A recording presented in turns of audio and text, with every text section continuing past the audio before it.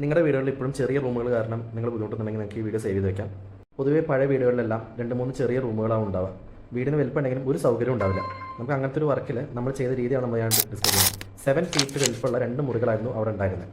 അതിനെ നമ്മളൊരു സിംഗിൾ ബെഡ്റൂമിലേക്ക് മാറ്റി അതിൽ തന്നെ നമ്മളൊരു ടോയ്ലറ്റിൻ്റെ പ്രൊവിഷനും കൂടി കൊടുക്കുക എന്നുള്ള രീതിയിലാണ് നമ്മൾ പ്ലാൻ ചെയ്തതാണ്.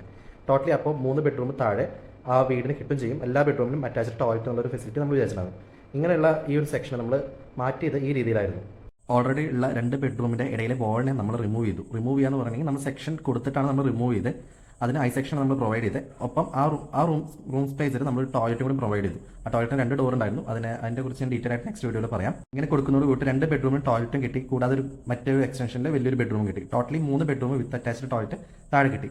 ഇങ്ങനെയുള്ള ചെയ്യുന്ന വർക്ക് എപ്പോഴും ഒരു സ്ട്രക്ചറൽ എഞ്ചിനീയറുടെ ഗൈഡൻസിൽ മാത്രമേ നമ്മൾ ചെയ്യാൻ പാടുള്ളൂ, അല്ലാതെ ഒരിക്കലും ചെയ്യരുത്. ഇതിൽ നമ്മൾ ചെയ്യുന്ന ഒരു പ്രാക്ടീസ് എങ്ങനെയാണെന്ന് വെച്ചിട്ടുണ്ടെങ്കിൽ നമ്മൾ ലെങ്ത്തിനെ വെച്ച് ലെങ്ത് ബൈ 250 എന്നുള്ള ഫോർമുല യൂസ് ചെയ്ത് കിട്ടുന്ന വാല്യൂവിൽ നമ്മൾ സൂട്ടബിൾ ആയിട്ടുള്ള സെക്ഷൻ ഏതാ വേണ്ടതെന്നുള്ള നമ്മൾ കോഡ് ബുക്ക് വെച്ച് നോക്കി നമ്മൾ അത് സെക്ഷൻ അവിടെ പ്രൊവൈഡ് ചെയ്തിട്ട് അത് ലോക്കൽ കോൺക്രീറ്റിംഗ് വഴി, അത് പ്രോപ്പർ സൂപ്പർവിഷൻ അണ്ടറിൽ ലോക്കൽ കോൺക്രീറ്റിംഗ് വഴി അത് ഫിക്സ് ചെയ്യാണ് നമ്മൾ ചെയ്തിരിക്കുന്നത്. ഇങ്ങനെയാണ് നമ്മൾ ഒരു പഴയ വീടിനെ നമ്മൾ ഒരു പുതിയ വീടിൻ്റെ കോസ്റ്റ് ചിലവാക്കാതെ നമ്മൾ റെനോവേറ്റ് ചെയ്യുന്നത്. അത് നമ്മുടെ ഇഷ്ടത്തിന് നമുക്ക് റെനോവേറ്റ് ചെയ്യാനും പറ്റും. സോ അത് ഇഷ്ടപ്പെട്ടെങ്കിൽ ഫോളോ ചെയ്യൂ, കൂടാതെ ലൈക്ക് ചെയ്യൂ, ഷെയർ ചെയ്യൂ. Thank you.